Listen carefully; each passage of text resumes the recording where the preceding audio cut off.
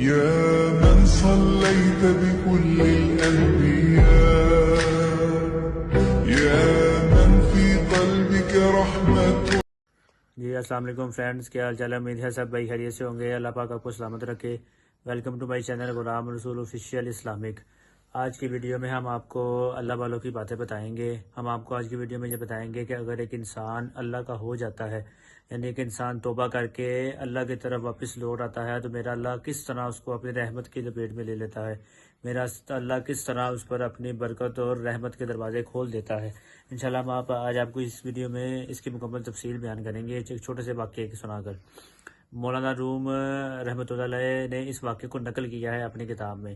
آپ نے فرمایا ایک بادشاہ تھا جس نے اپنے دربار میں مختلف قسم کے رنگ رکھے ہوئے تھے، یعنی نعت خواں بھی رکھے ہوئے تھے، قاری حضرات بھی رکھے ہوئے تھے، علماء کرام بھی تھے۔ اس طرح یعنی جس دن اس کا جو دل کرتا وہ دن وہ محفل لگا رہا تھا، یعنی وہ کہتا ہے ایک دن کہتا جی میں نے نعت سننی ہے تو سارے نعت خواں آ جاتے، نعتیں سناتے۔ ایک دن کہتا میں نے قرآن سننا تو قاری آ جاتا، قرآن سناتا۔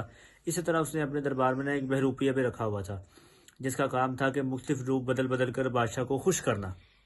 لیکن جب بھی وہ کوئی بھی روپ بدل کر بادشاہ کو خوش کرنے کے لیے آتا تو بادشاہ فوراً اس کو پہچان جاتا کہ یار تو اپنا ہی بندہ ہے۔ ایک دن اس بہروپی نے رات کو بیٹھ کر سوچا کہ یار بادشاہ نے مجھے جس کام کے لیے اپنے محل میں رکھا ہے وہ تو مجھ سے آج تک صحیح طرح ہوا ہی نہیں، کہیں ایسا نہ ہو بادشاہ مجھے اپنے محل سے ہی نکال دے۔ وہ صبح اٹھا اور بادشاہ کے دربار میں حاضر ہو گیا ہاتھ جوڑ کر۔ بادشاہ نے پوچھا ہاں بتا کیا بات ہے؟ کہتا علی جاں اگر جان کی امان پاؤں تو کچھ عرض کروں۔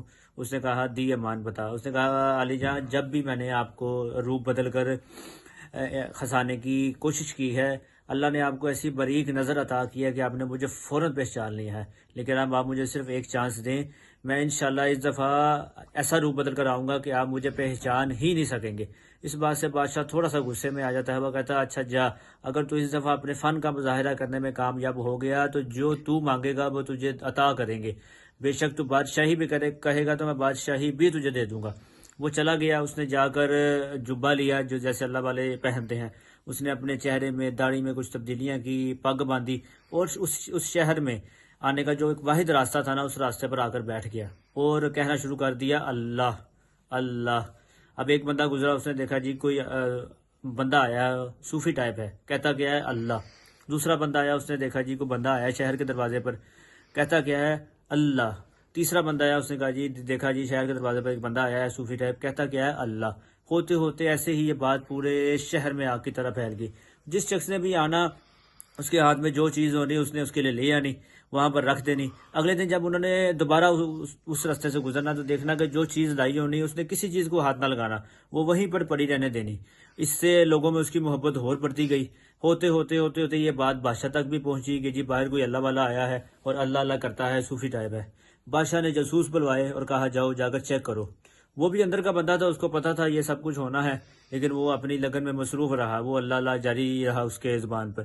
اس نے 2-3 دن جاسوسوں نے جاسوسی کی، اس کے بعد جا کر بادشاہ کو بتایا کہ بادشاہ جی حقیقتاً وہ واقعی اللہ والا ہے، اس کا دھیان صرف اللہ کی طرف ہے، کسی اور طرف نہیں ہے۔ تو بادشاہ کے دل میں بھی اس کی محبت پیدا ہوگی کہ یار میں جاؤں جا کر دیکھوں۔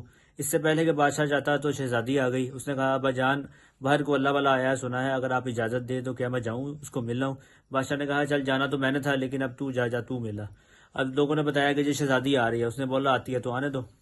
شہزادی آ گئی، آ کے بیٹھی، دیکھا جی وہ اللہ اللہ کرنے میں مصروف ہے۔ تھوڑی دیر بیٹھی، تھوڑی دیر کے بعد شہزادی نے کہا میرے لیے دعا کر دیں۔ اس نے دعا کی، شہزادی نے جاتے ہوئے ہیرے جواہرات دیے۔ اس نے کہا اٹھا لے جا، ہم یہ سب چھوڑ کر بیٹھے ہیں، تو پھر ہمیں ان جمیلوں میں ڈال رہی ہے، لے جا، ہمیں نہیں ضرورت اس کی۔ اس شہزادی نے وہ پوٹری اٹھائی اور چل پڑی۔ شہزادی کے دل میں بھی اس کی محبت بڑھ گئی کہ یار یہ تو واقعی اللہ والا ہے، اس کو دنیا کے مال سے غرض ہی کوئی نہیں۔ اخیر وہ دن آیا کہ جس دن بادشاہ کو شوق پیدا ہوا کہ جی اب میں نے بھی اس سے ملنا ہے۔ دیکھیں ظاہر اب بادشاہ تھا، اس کا آنا تھوڑا مشکل ہے، لیکن وہ دن آ گیا کہ بادشاہ بھی آیا۔ اب لوگوں نے بتایا کہ جی بادشاہ آ رہا ہے۔ اب وہ اس بات سے تھوڑا گھبرائے بھی کہ آج وہ دن ہے کہ اس کے فن کا امتحان ہے۔ آج پتہ لگے گا کہ وہ کتنا بڑا فنکار ہے۔ بہرحال وہ اپنی اللہ اللہ میں مصروف رہا۔ بادشاہ آیا، آ کر بیٹھ گیا۔ بادشاہ بھی کوئی اتنی باریک نظر لے کر نہیں آیا، وہ بھی عقیدتاً آیا کہ یار اللہ والا ہے۔ بادشاہ بھی نظریں جھکائے بیٹھا رہا ڈرا ڈرا، اور وہ بھی نظریں جھکائے اللہ اللہ کرتا رہا ڈرا ڈرا۔ تھوڑی دیر بعد بادشاہ نے دعا کے لیے کہا، اس نے دعا کر دی۔ اس کے بعد بادشاہ نے ہیرے جواہرات پیش کیا۔ اس نے کہا جی مجھے نہیں چاہیے، لے جائیں۔ بادشاہ نے وہ اٹھائے اور چل پڑا۔ بادشاہ تھوڑا سا دور گیا تو اس نے جا کر پیچھے سے دوڑا اور دوڑ کر بادشاہ کی ٹانگوں کو پکڑ لیا اور کہا علی جاں اگر جان کی امان پاؤں تو ایک راز کھولوں۔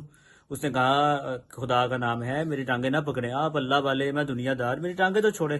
اس نے کہا نہیں جی میں تب چھوڑوں گا جب آپ مجھے جان کی امان دیں گے تاکہ میں آپ کے سامنے ایک راز کھول سکوں۔ بادشاہ نے کہا چل تجھے دی امان۔